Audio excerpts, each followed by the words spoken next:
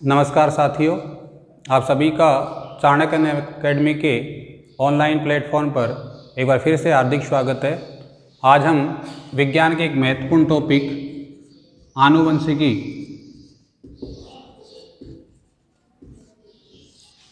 इसके बारे में अध्ययन करेंगे।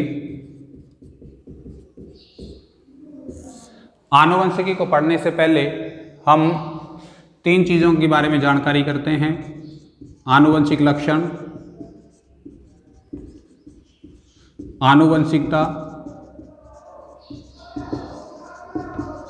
और आनुवंशिकी।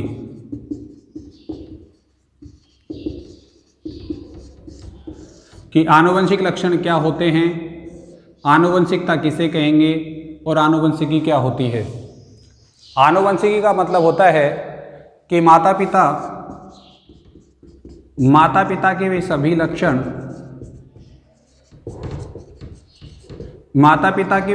लक्षण जो उनकी संतानों में पाए जाते हैं।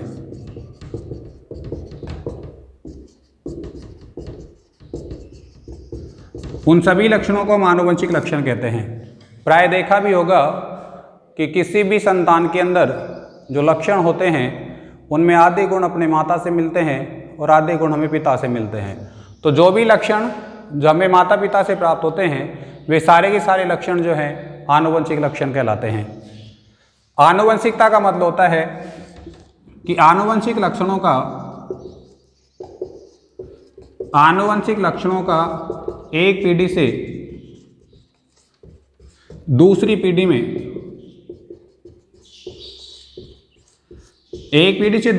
में संचरण की जो प्रक्रिया होती है, इस प्रक्रिया को हम कहते हैं आनुवंशिकता। यानी माता पिता के जो लक्षण उनकी संतानों में पाए जाते हैं वे समस्त लक्षण आनुवंशिक लक्षण कहलाते हैं। और उन लक्षणों का एक पीढ़ी से दूसरी पीढ़ी में किस तरह से संचरण होता है, ये जो प्रक्रिया होती है इसको हम आनुवंशिकता कहते हैं। आनुवंशिकी की अगर हम बात करें तो आनुवंशिकी आनुवंशिक लक्षण और आनुवंशिकता के ऊपर ही आधारित है। इसका अर्थ होता है कि विज्ञान की वह शाखा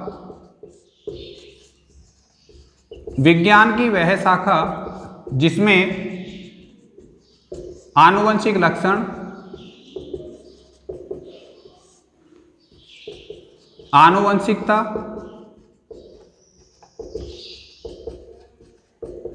उनके नियम एवं उनकी क्रियाविधि, इन सब के बारे में अध्ययन किया जाता है।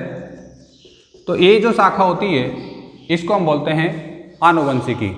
अर्थात आनुवंशिकी विज्ञान की एक शाखा है जिसके अंदर हम आनुवंशिक लक्षणों के बारे में अध्ययन करते हैं, आनुवंशिकता के बारे में अध्ययन करते हैं, उनके नियम और उनकी क्रियाविधि यानी वो किस प्रकार से कार्य करते हैं, इन सब का जिसमें अध्ययन किया जाता है उसको हम बोलते हैं आनुवंशिकी। आनुवंशिकी का जो जनक है वो मेंडल को माना गया है। मेंडल का पूरा नाम है ग्रेगर जोहन मेंडल। इसको आनुवंशिकी का जनक माना जाता है। परीक्षा के लिए महत्वपूर्ण भी है कि आनुवंशिकी का जो जनक है वो किसे माना गया है, तो आंसर होगा मेंडल या ग्रेगर जोहन मेंडल। वैसे जेनेटिक्स शब्द का जो इस्तेमाल था वो वैटसन नामक वैज्ञानिक ने 1905 में किया था। यानी अगर आपसे जेनेटिक्स के बारे में पूछे कि जेनेटिक्स जो है इस शब्द का इस्तेमाल किसने किया है तो वैटसन बताना है, और यदि आनुवंशिकी का जनक पूछा जाता है तो उसके बारे में मेंडल बताना है।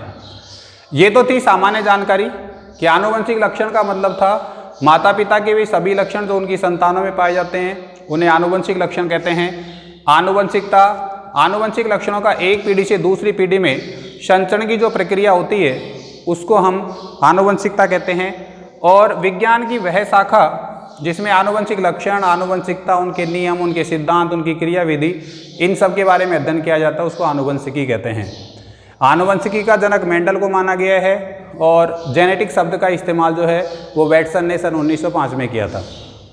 अब हम बात कर लेते हैं ग्रेगर जॉन मेंडल की, जिसको कि हम आनुवंशिकी का जनक कहते हैं। तो मेंडल का अगर हम सामान्य परिचय देखें परिचय की अगर हम बात करें तो इसका जन्म जो है 22 जुलाई 1822 को ऑस्ट्रिया प्रांत के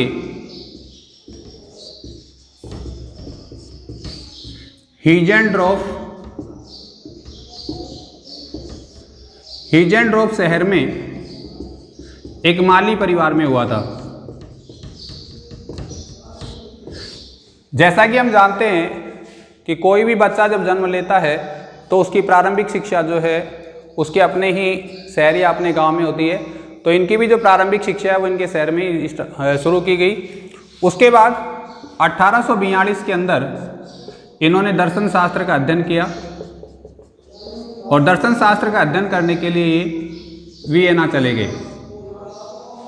यहाँ से 1843 में वापस लौटे और ऑस्ट्रिया के एक चर्च के अंदर, ऑस्ट्रिया में एक चर्च में पादरी की भूमिका निभाई, यानी वहाँ आकर के ये पादरी बन गए।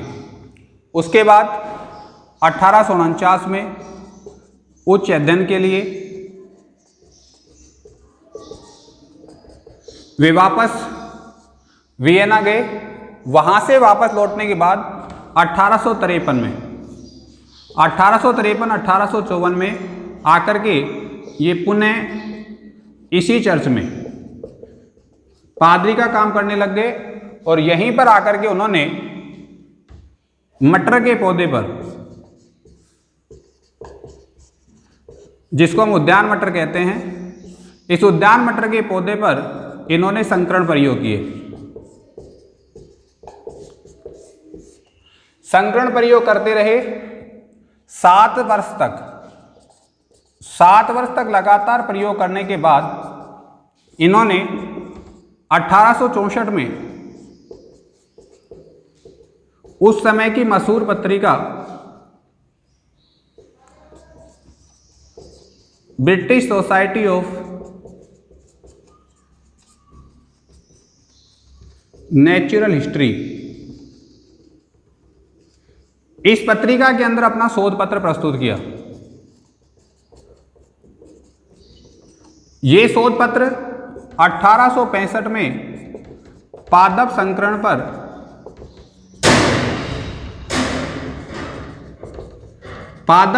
पर नए प्रयोग, इस नाम से शोध पत्र को इस पत्रिका के अंदर प्रकाशित किया गया। लेकिन उस समय इस महान वैज्ञानिक के इस प्रयोग के ऊपर किसी ने ध्यान नहीं दिया और जनवरी 1884 में इस महान वैज्ञानिक की मृत्यु हो गई। ये इसका सामान्य परिचय है।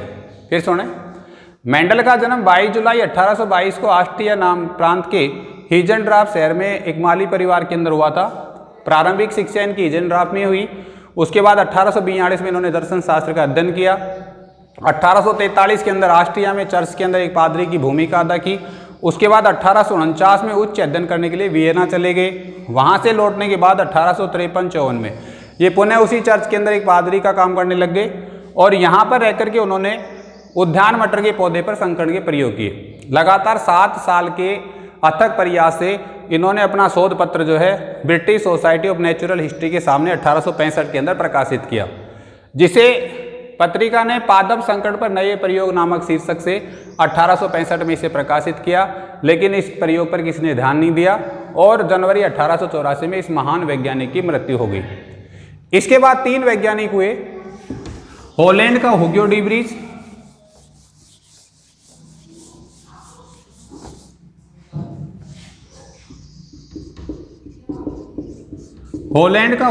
ब्रीज,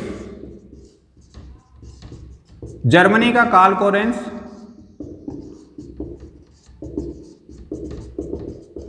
और ऑस्ट्रिया के इरिक वान शेरमार्क। इन तीनों वैज्ञानिकों ने मिलकर के और पादप संकरण पर प्रयोग किए। जब इन्होंने प्रयोग किए तो इन्होंने वही परिणाम प्राप्त हुए जो कि पहले मेंडल को प्राप्त हो चुके थे। इसलिए मेंडल को सम्मान देने के लिए इन्होंने अपने प्रयोगों को मेंडलवाद का नाम दिया। यानी मेंडल को सम्मान देने के लिए इन्होंने तीनों ने अपना प्रयोग ना बता करके और इसे मेंडल के लिए ही मेंडलवाद का नाम दिया गया। यहाँ पे आपको जो प्रश्न याद रखने हैं, एक तो सबसे पहले कि जो सोसाइटी थी जिसमें शोध पत्र प्रस्तुत किया उसका नाम क्या था, तो वो बताया था तुम्हें, British society of natural history. दूसरा प्रश्न याद रखना है कि शोध पत्र प्रकाशित कब किया गया, तो इसको जो है बताना है 1865 के अंदर। और तीसरा जो सबसे महत्वपूर्ण प्रश्न है कि मेंडल के जो प्रयोग थे उनके पुनः खोजकर्ता कौन थे। तो पुनः खोजकर्ताओं में इन तीनों का नाम याद रखना है, हॉलैंड का हुगो डी ब्रीज, जर्मनी का कार्ल कोरेंस और ऑस्ट्रिया का इरिक वान शेरमार्क। इन्होंने जो है 1900 के अंदर ये संकट के प्रयोग किए थे। तो ये था मेंडल के बारे में संक्षिप्त परिचय। अब हम बात करते हैं कि मेंडल ने जो प्रयोग किया, इस मेंडल ने जब प्रयोग किया तो उसने अपने प्रयोग के लिए मटर का पौधा ही क्यों चुना। मेंडल द्वारा अपने प्रयोग के लिए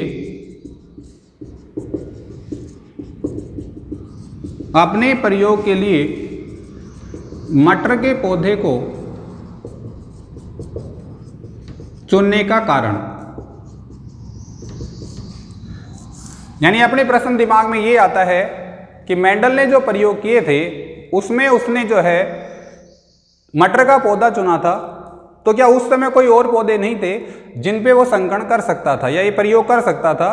तो इसके लिए उसने कुछ कारण बताए कि किस वजह से उन्होंने मटर का पौधा चुना। सबसे पहला तो ये था कि मटर का जो पौधा है, मटर का पौधा द्विलिंगी होता है। द्विलिंगी का मतलब होता है इसमें नर व मादा जन्नांग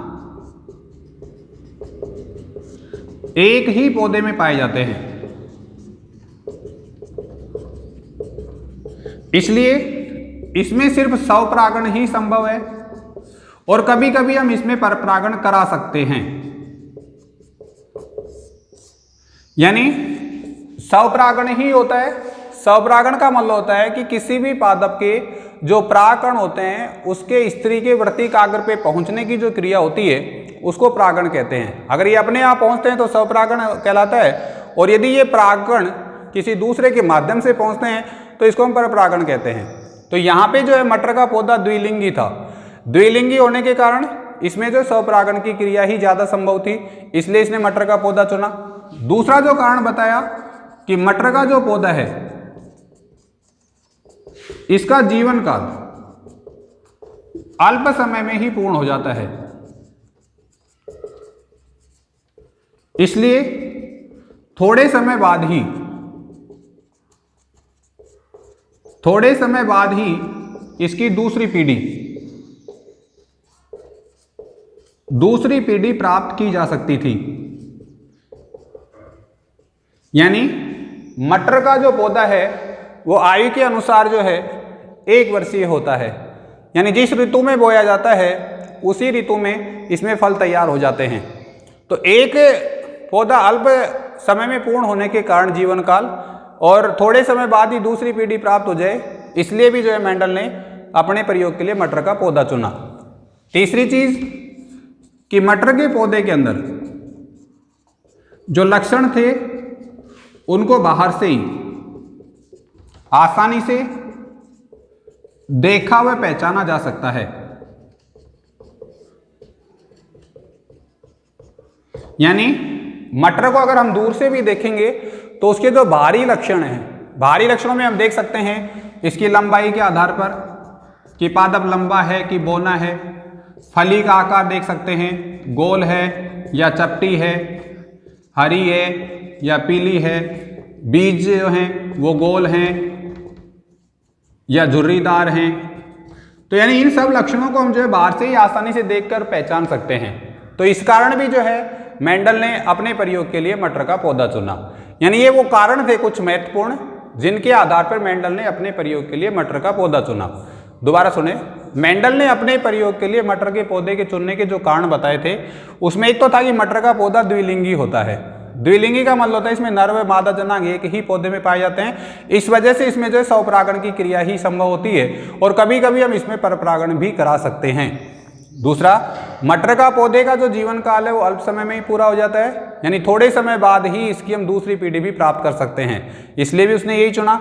मटर के पौधे में पाए जाने वाले जो लक्षण हैं उनको बाहर से ही हम आसानी से देख व पहचान सकते हैं, इस वजह से भी जो है मेंडल ने अपने प्रयोग के लिए मटर का पौधा चुना। अब बात हम करते हैं कि जब उसने मटर का जो पौधा चुना उसके कारण उसने बता दी, तो फिर उसको सफलता कैसे प्राप्त हुई। तो प्रयोग के लिए मटर को पौधे का चुनने का कारण और उसकी सफलता का कारण। तो जो सफलता का कारण था उसमें सबसे पहला कारण कि मेंडल ने एक ऐसे पौधे का चयन किया था, एक ऐसे पौधे का चयन किया जो कि आनुवंशिक रूप से शुद्ध था। यानी जैसा कि तुमने अभी बताया था कि मटर के अंदर सिर्फ स्वपरागण की क्रिया संभव होती है और स्वपरागण की क्रिया संभव होने के कारण जो उससे प्राप्त संतति होगी वो आनुवंशिक रूप से बिल्कुल शुद्ध प्राप्त होती हैं, इसलिए जो है मेंडल को सफलता मिली। दूसरा कारण जो उसने बताया कि मेंडल ने एक बार में एक ही लक्षण की वंशागति का अध्ययन किया।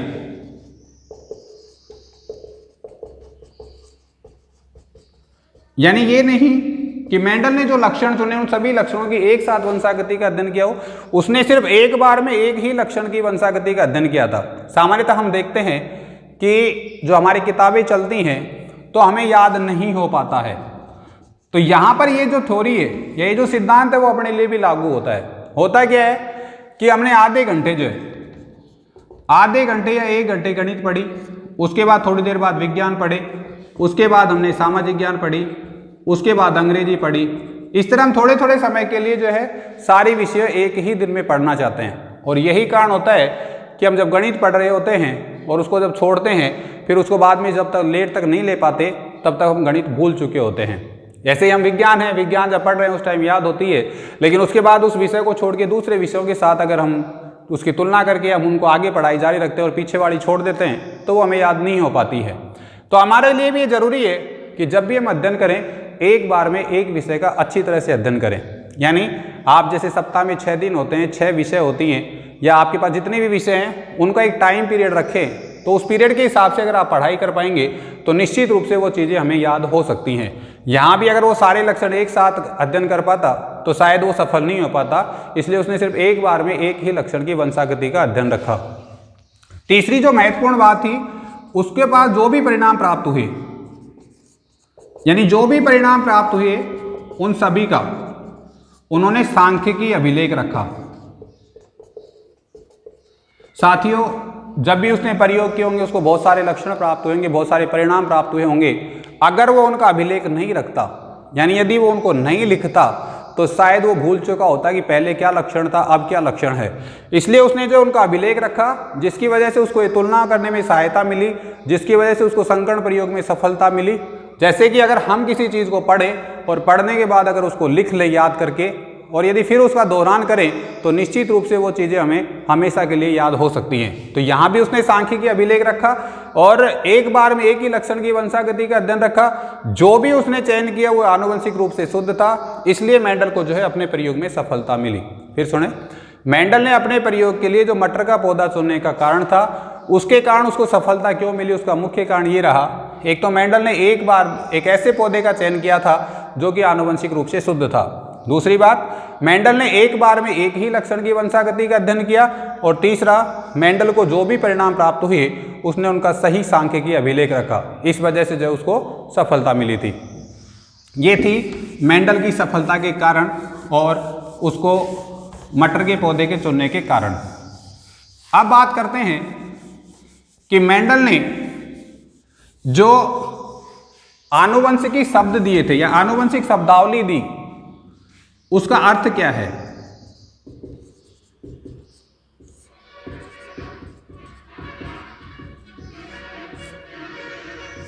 आनुवंशिक शब्दावली में पहला जो है वो आता है कारक। कारक का मतलब होता है कि किसी भी जीव के अंदर, किसी भी जीव में लक्षणों का निर्धारण एवं नियंत्रण,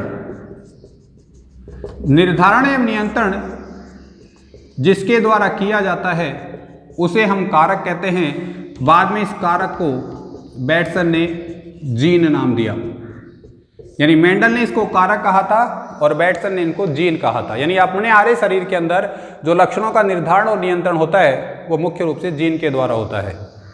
दूसरी चीज बताई युग्म विकल्पी।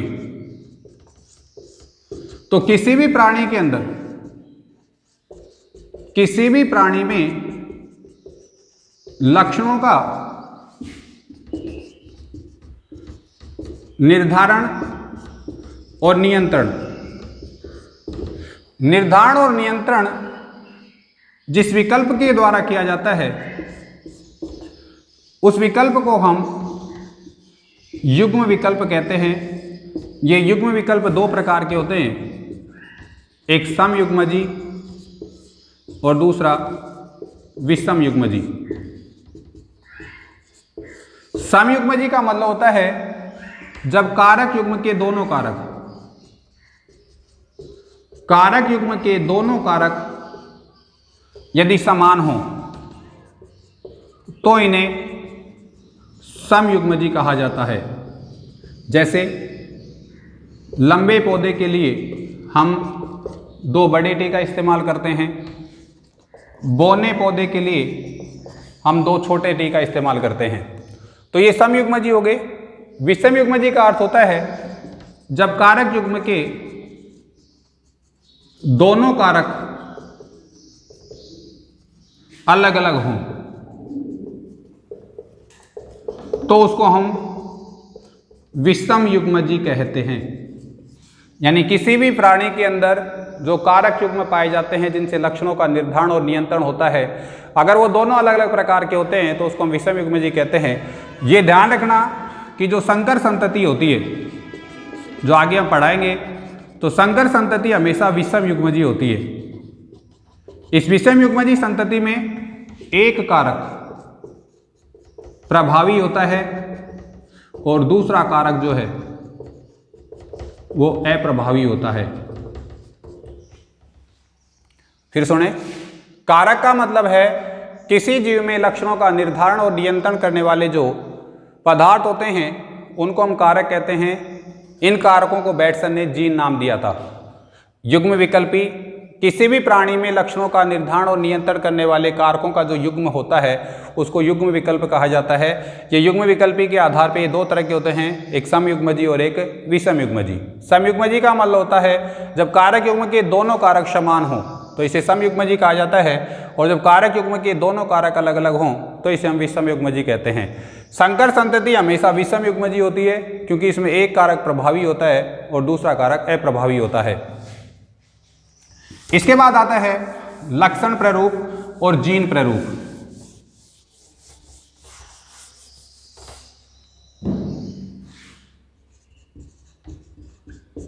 लक्षण प्ररूप इसका अर्थ है जीवों में बाह्य भौतिक प्रतीत लक्षणों का जो अनुपात होता है इसको हम बोलते हैं लक्षण प्ररूप। यानी जीवों के अंदर बाहर से देखने पे जो भौतिक लक्षण हमें दिखाई देते हैं उनका जो अनुपात होगा वो लक्षण प्ररूप कहलाएगा। ये लक्षण प्ररूप जो होता है द्विसंकर संकरण के लिए, द्विसंकर संकरण के लिए 9:3:3:1 ये होता है। और जीन प्रारूप की अगर हम बात करें तो जीवों के रासायनिक संगठन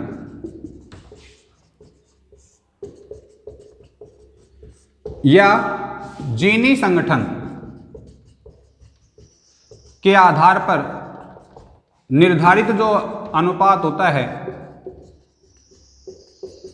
उस अनुपात को हम बोलते हैं जीन प्रारूप। इसके बाद आता है प्रभावी लक्षण। तो जब दो जनकों के मध्य क्रॉस या निषेचन कराया जाता है,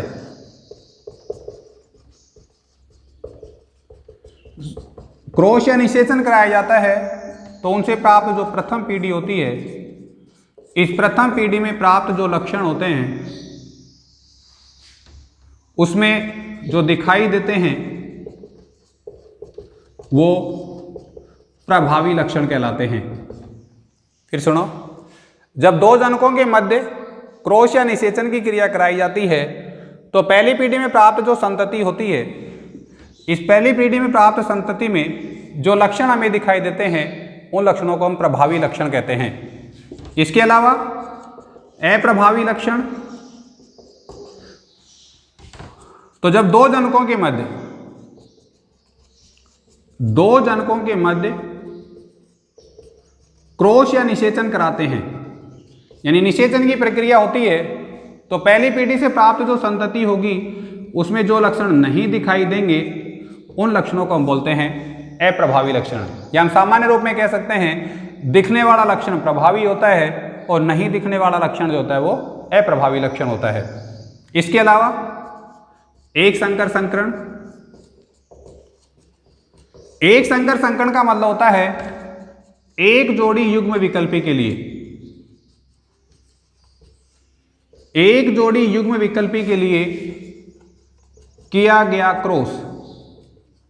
एक जोड़ी का मतलब होता है कि जैसे लंबे पादप हैं जिनके लिए हम दो बड़े टी लेते हैं, इनका क्रॉस बौने पादप दो छोटे टी के साथ कराएं, तो ये एक जोड़ी युग्म विकल्पी है। यानी यहाँ पे दो टी एक जैसे हैं, यहाँ पे दो टी एक जैसे हैं, लेकिन युग्म में है इसलिए युग्म विकल्पी हो गया। इनका मतलब लंबा होता है, इनका मतलब बौना होता है। तो इसके लिए जो क्रॉस किया जाता है उसको हम बोलते हैं एक संकर संकरण। दूसरा द्विसंकर संकरण। तो द्विसंकर संकरण का मतलब होता है दो जोड़ी युग्म विकल्पी के लिए, दो जोड़ी युग्म विकल्पी के लिए किया गया जो क्रॉस होता है उसको हम बोलते हैं द्विसंकर संकरण। यहां पे हम कह सकते हैं कि लंबा व लाल, जिसके लिए हम दो बड़े टी दो बड़े आर, या बौना व सफेद दो छोटे टी दो छोटे आर, तो इनके बीच में अगर क्रॉस करवाया जाता है तो इसको हम बोलते हैं द्विसंकर संकरण। फिर सुने, लक्षण प्रारूप का मतलब था जीवों में बाह्य भौतिक प्रतीत लक्षणों के अनुपात जो होते हैं उसको हम बोलते हैं लक्षण प्रारूप अनुपात, और ये द्विसंकर संकरण के लिए 9:3:3:3:1 होता है।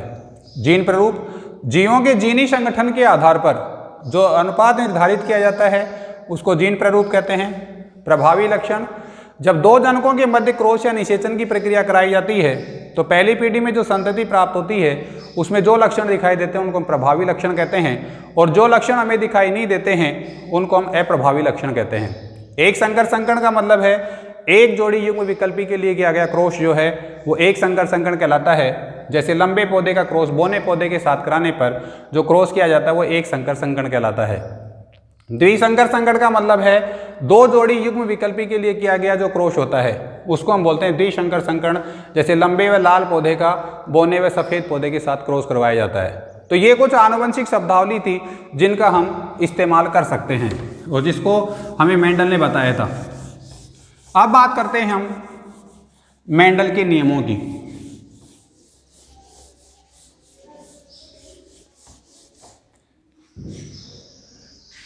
मेंडल के नियम, तो मेंडल ने मुख्य रूप से 3 नियम दिए थे। एक प्रभाविता का नियम, या इसको हम बोलते हैं लॉ ऑफ डोमिनेंस। दूसरा युग्मकों की शुद्धता का नियम,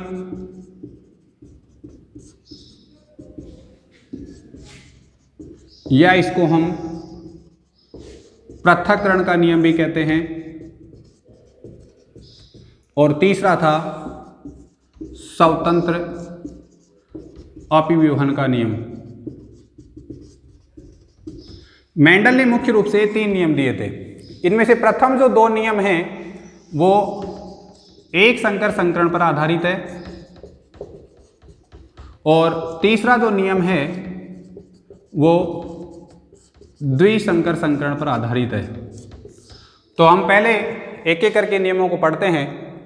पहले प्रभाविता का नियम और युग्मकों की शुद्धता का नियम पढ़ने से पहले हम एक संकर संकरण के बारे में जानकारी करते हैं। एक संकर संकरण, पूर्व में आपको परिभाषा मैंने बताई है कि एक जोड़ी युग्म विकल्पी के लिए, एक जोड़ी युग्म विकल्पी के लिए किया गया जो क्रॉस होता है या निषेचन होता है उसको हम बोलते हैं एक संकर संकरण। किसी भी एक जोड़ी युग्म विकल्पी हो उसके बीच में जब क्रॉस या निषेचन कराते हैं तो ये क्रिया कहलाती है एक संकर संकरण। इसको मेंडल ने चेकर बोर्ड की सहायता से समझा है। इसने क्या किया कि मटर के जो लंबे पौधे थे, इस लंबे पौधे के लिए कारक युग्म रखा उसने 2 बड़े टी। इनका क्रॉस बौने पौधे जिनके लिए कारक युग्म रखा 2 छोटे टी, इनके साथ कराया। प्रारंभ में इनमें युग्मकों का निर्माण हुआ, यानी इनको अलग अलग किया गया। उसके बाद इनसे जो है क्रॉस करवाया गया। तो जब क्रॉस करवाया तो इसने देखा कि पहली जो पीढ़ी है उसमें पहली पीढ़ी में जो कि संकर संतति है, एक कैपिटल टी और एक स्मॉल टी आता है, जिसको उन्होंने संकर संतति नाम दिया। ये संकर संतति विषम युग्मजी थी। अब विषम युग्मजी का मतलब था इसमें ये एक प्रभावी कारक है और दूसरा अप्रभावी कारक है। फिर उसने इसको इस तरह से बोर्ड के द्वारा समझाया कि संकर संतति में एक कैपिटल टी है और एक स्मॉल टी है। ये मान लिया पिता के गुणसूत्र हैं और एक कैपिटल टी और स्मॉल टी ये महिला के लिए हैं। इसने कैपिटल टी का जब कैपिटल टी के साथ क्रॉस करवाया तो 2 कैपिटल टी है। इसी तरह इस कैपिटल टी का इस स्मॉल टी के साथ क्रॉस करवाया तो एक कैपिटल टी आया, एक स्मॉल टी आया। नीचे स्मॉल टी का जब कैपिटल टी के साथ कराएं तो कैपिटल टी और स्मॉल टी का स्मॉल टी के साथ कराए तो दोनों स्मॉल टी आए। यहाँ पे इसने बताया कि जहाँ पे कैपिटल टी है वो प्रभावी है और जहाँ पे स्मॉल टी है दोनों वो अप्रभावी होंगे। तो यहाँ पे देखा तो इसको ये जो पादप था वो शुद्ध लंबा मिला, ये पादप अशुद्ध लंबा मिला, ये पादप अशुद्ध लंबा था और ये पादप शुद्ध बौना था। इस चेकर बोर्ड के आधार पे उन्होंने लक्षण प्रारूप जो पाया वो था 3:1, अर्थात 3 पौधे लंबे और 1 पौधा बौना, जो कि हम बता सकते हैं 3 पौधों में कैपिटल टी यहाँ भी है, कैपिटल टी यहाँ भी है, कैपिटल टी यहाँ भी है, क्योंकि ये प्रभावी है और अप्रभावी लक्षण को दिखने नहीं देता है, इसलिए सारे को जो है लंबा गिना। और बाकी जो 1 पौधा जो शुद्ध था तो अनुपात हो गया 3:1। इसी के लिए उसने जो जीन प्रारूप बताया वो था 1:2:1, यानी 1 पौधा शुद्ध लंबा, 2 पौधे अशुद्ध लंबे और 1 पौधा शुद्ध बौना। तो इस आधार पे उसने बताया कि जीन प्रारूप अनुपात जो था वो 1:2:1 था। इसके आधार पे उन्होंने 2 नियम दिए, पहला प्रभाविता का नियम और दूसरा युग्मकों की शुद्धता का नियम। प्रभाविता का नियम जो था उसने ये बताया कि जब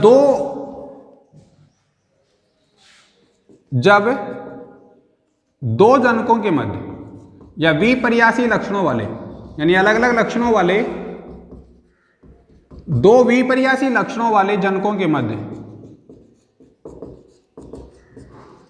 क्रॉस कराया जाता है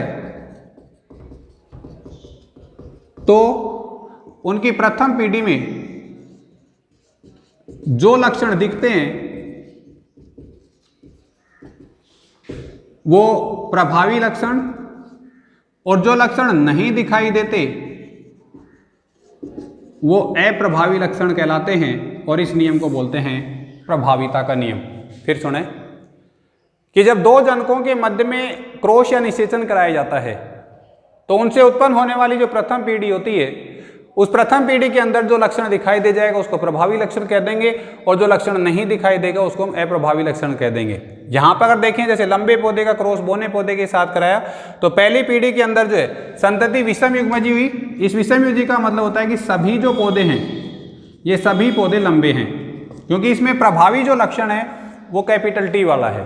तो जो प्रभावी हो और जो नहीं दिखाई देगा उसको अप्रभावी कहेंगे। नियम का नाम रख दिया इसने प्रभाविता का नियम। दूसरा जो नियम था वो रखा युग्मकों की शुद्धता का नियम। इस युग्मकों की शुद्धता में बताया उसने कि जब दो विपर्यासी लक्षणों वाले जनकों के मध्य क्रॉस कराया जाता है तो कारक युग्म के कारकों का युग्मक निर्माण के समय, इस युग्मक निर्माण के समय लैंगिक जनन के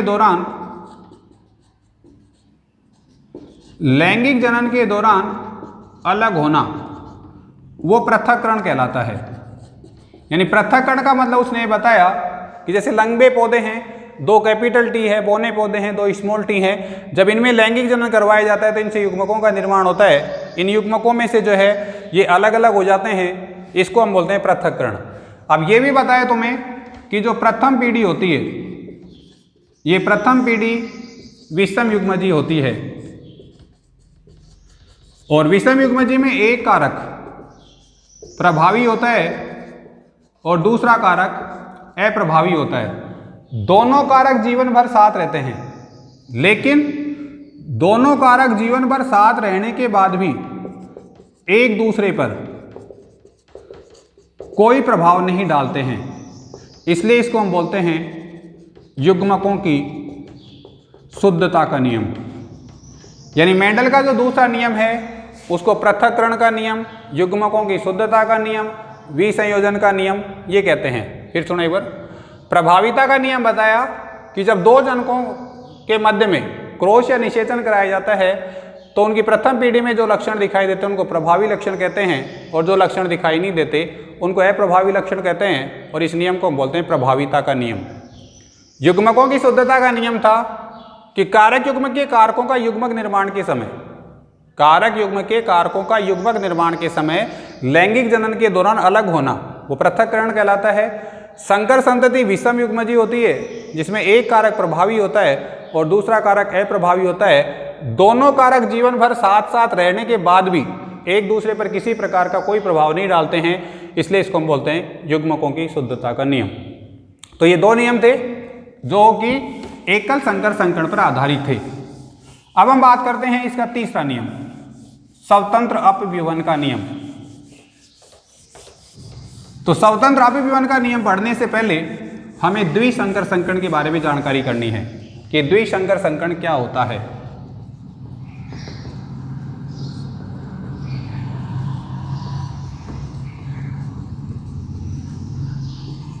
द्विसंकर संकरण, इसका अर्थ है कि दो जोड़ी युग्म विकल्पी के लिए किया गया जो क्रॉस होता है या निषेचन होता है उसको हम बोलते हैं द्विसंकर संकरण। मेंडल ने इसको भी एक प्रयोग के द्वारा समझाया कि मेंडल ने लंबे व लाल पादप का क्रॉस, जिनके लिए दो कैपिटल टी और दो कैपिटल आर कारक युग्म लिए, इनका क्रॉस बोने व सफेद, जिनके लिए दो स्मॉल टी और दो स्मॉल आर ये कारक लिए, इनसे कारक युग्म बनाया capital T capital R, capital T capital R, इधर जो है small T small R, small T small R. जब इनके बीच में आपस में क्रॉस करवाया तो क्रॉस करवाने पर इनसे जो है कैपिटल टी कैपिटल आर और स्मॉल आर, ये F1PD प्राप्त हुई, जिसमें सभी पौधे जो है सभी पौधे लंबे व लाल प्राप्त हुए। बाद में इनमें जो है स्वपरागण की क्रिया कराई गई। तो स्वपरागण की क्रिया कराने पर इन्होंने एक चेकर बोर्ड का निर्माण किया। इस चेकर बोर्ड के लिए आप भी इस तरह से 16 खाने बनाए इन्होंने।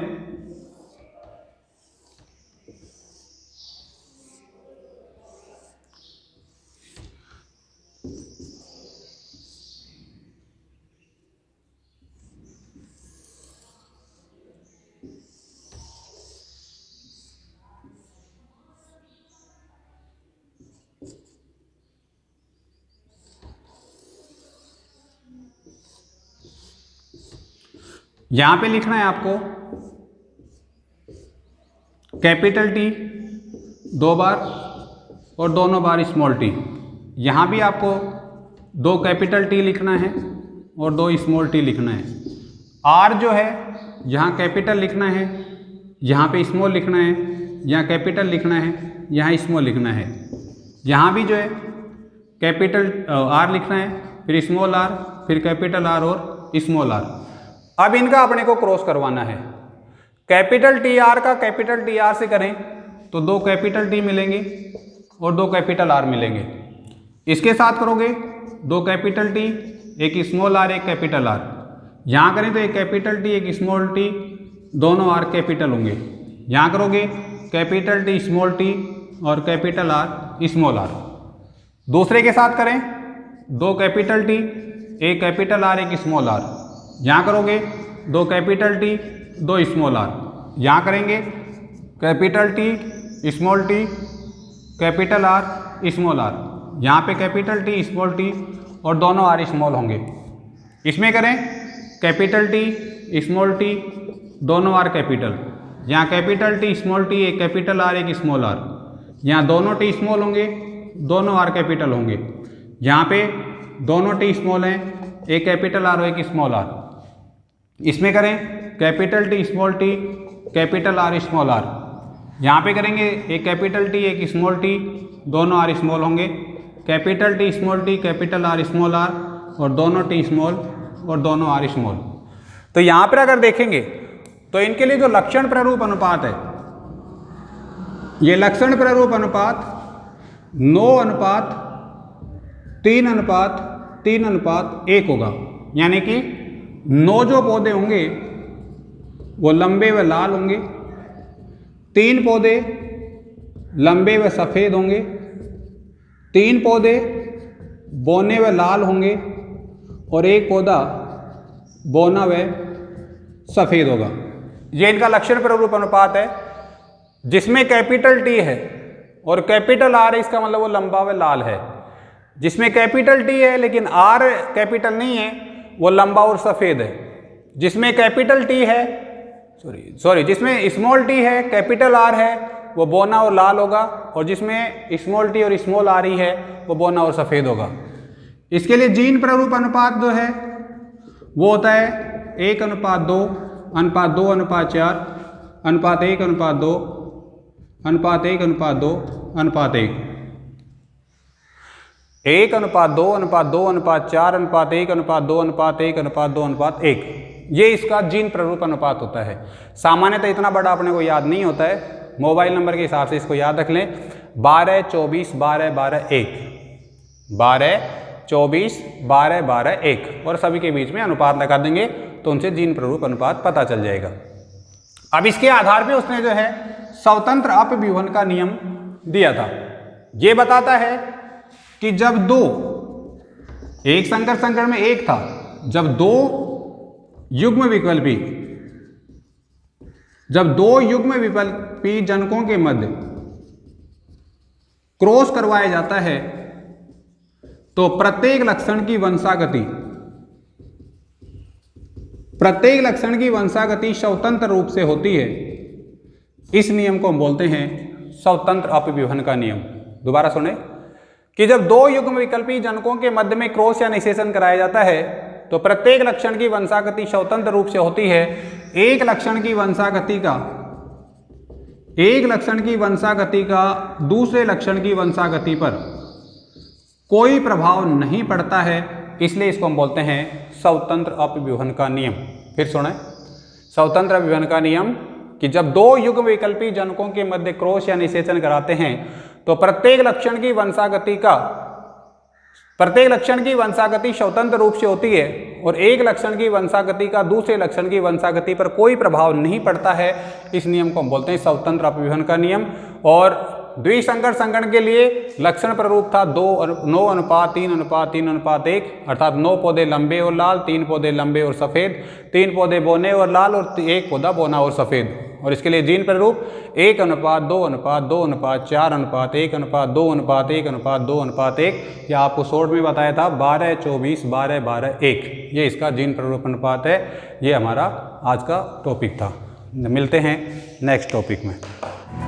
सब्सक्राइब करें हमारा YouTube चैनल, बेल आइकन को क्लिक करना ना भूलें, जिससे आगे आने वाले सभी YouTube अपडेट्स, वीडियोस, नोटिफिकेशंस आपको मिलते रहें।